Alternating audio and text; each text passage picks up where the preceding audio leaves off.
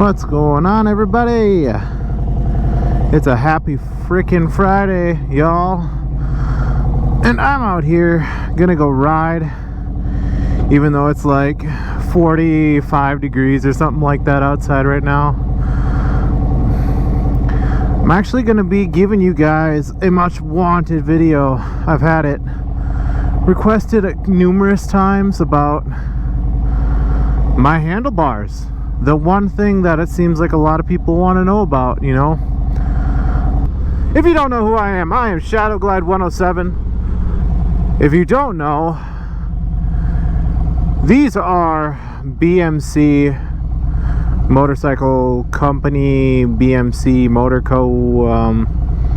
If you probably have heard of them for their seats, their BMC Corbin seats.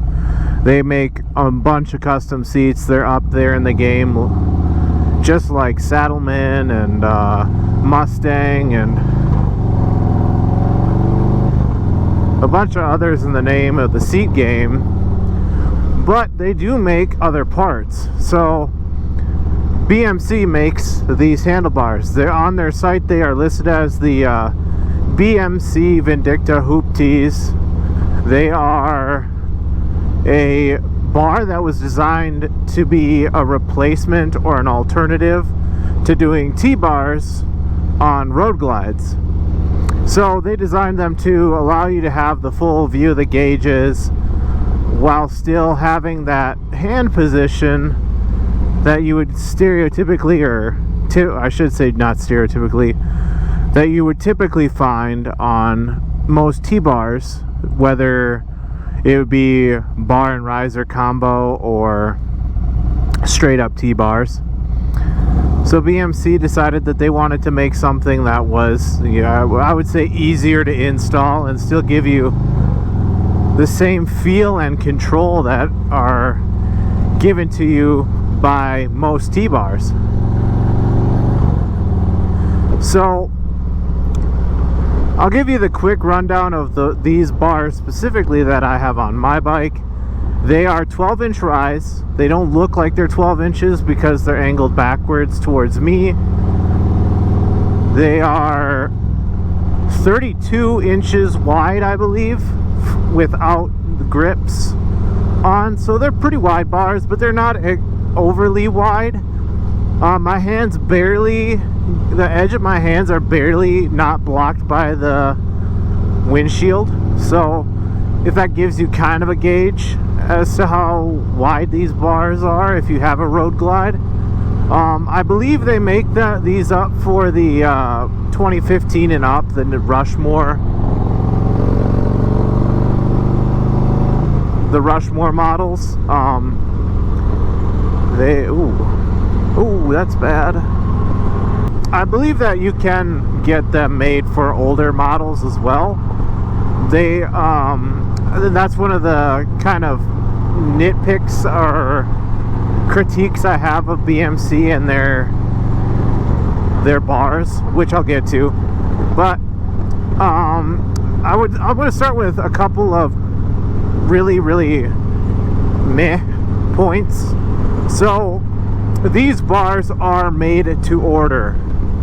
I want to stress that to you guys. If you need handlebars in like 3 days, you're not going to get them in 3 days.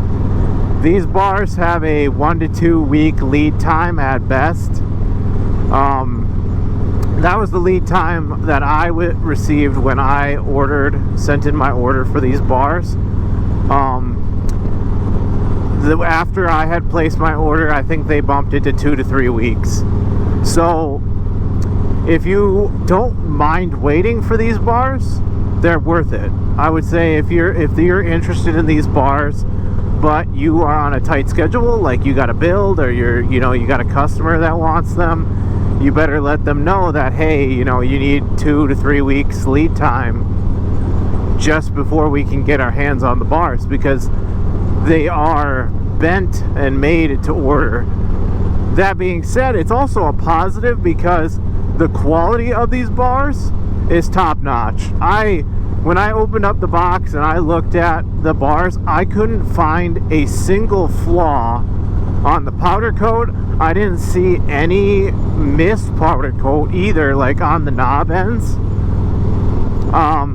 There was no rust on those knob ends either. So to put it in perspective, I've had two bikes, or not two bikes, I've had two sets of handlebars from LA Choppers. And LA Choppers, I really like their business, really like their handlebars, but their powder coats would fade over time and they would get rusty spots, like where the powder coat was rubbed thin, that it would, you know, it would rust there. So not great quality, but their bars are cheaper as well, so take that with a grain of salt. The positives, like I said, they're made to order, so it feels like when you put your order in for these bars were made for you. They're not like, oh, I picked it off the shelf, oh, we had 7 in stock, you know. No, we literally made them for you because you wanted them.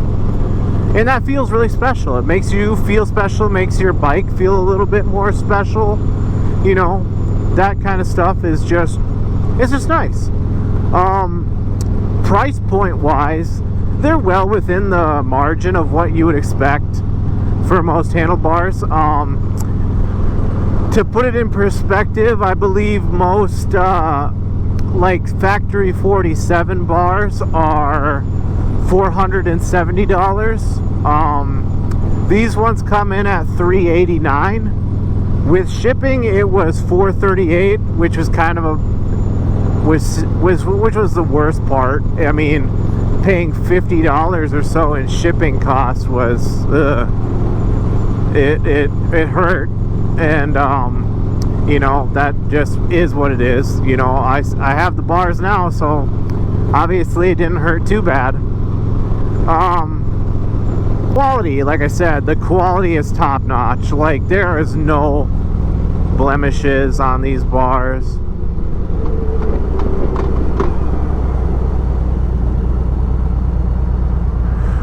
There are no blemishes, there's no nicks, there's no missed powder coat, uneven powder coat. It's phenomenal. Like, to say the least, it is just outright awesome. Yeah, Fitment install, easy as pie. I mean, you can do it on a weekend by yourself.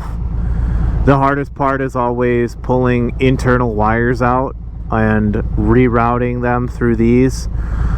I think that's the hardest part with most handlebar jobs. The reason why I decided to go with these handlebars versus a T-bar setup or like a Kraus riser and handlebar setup was mainly because if I was gonna do it myself, I didn't want to have to deal with the stress of having to like cut the gauge bezels. So for most T-bars, you have to buy an adapter plate to set them back, set the risers back a little bit further, or the mounting area for the risers.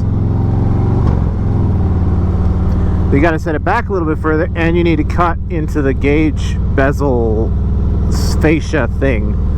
And I don't have the tools for that. And I didn't want to spend an extra, you know, $300 on an adapter plate, because when you do that, now you're in the price of $500, and that's more expensive than these.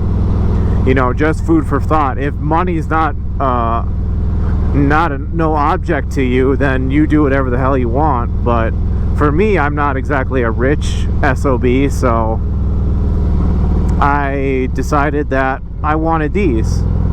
And I've really enjoyed them. I've had the bars on, I think, now for 2,000 some odd miles. I've ridden hardcore twisties on it. I've ridden in the city, and they're much more comfortable for me personally, being that I am 6 foot. I'm around 6 foot tall, and the 12-inch handlebars with a little bit set angled back to basically match the rake of the forks is really, really comfortable for me. So I really don't have a lot of complaints with these handlebars. I've really enjoyed having them, and I recommend them to you if you want to have a road glide that is very unique. As I've been told, like, I'm the only person on YouTube that has these bars, supposedly. So when you get people that come to your channel or come to your social media because they're like, wow, those are interesting handlebars, what are they? It's just nice because there's so many guys that run Kraus Moto setups, or who else? West Coast T-bars. I think it's West Coast T-bars. They run those setups, and they get to be saturated, like the custom scene of performance baggers. Everybody has them. It becomes, you become saturated with it, you get desensitized to it, and you don't really care anymore.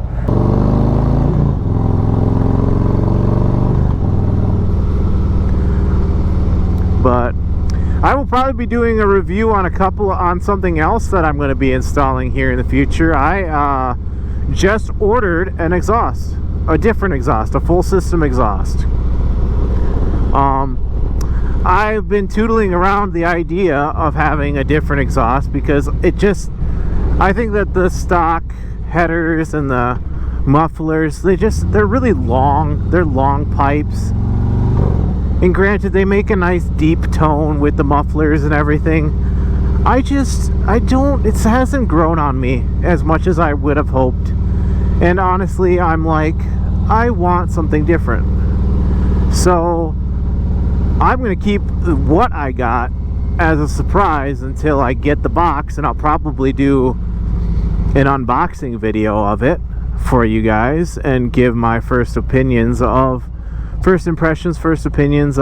the new exhaust. But anyway, I think I'm going to cut this video off. I thought that I would give you guys finally my 2 cents on these handlebars, who I think wants them, why I think maybe if you're interested in them, why you should buy them. But until next time, I'm trying to upload weekly for you guys because I think that's the biggest thing, is being consistent. I consistently try to get better and consistently upload. So that's what I'm going to be doing from now on. So until the next time, guys, I will be seeing you later. I'm probably going to go home here in a little bit because my hands are cold already and I have barely ridden. That is a very interesting car. Downtown is popping right now. No, Ninja. Stop. Don't do that. Don't be noisy.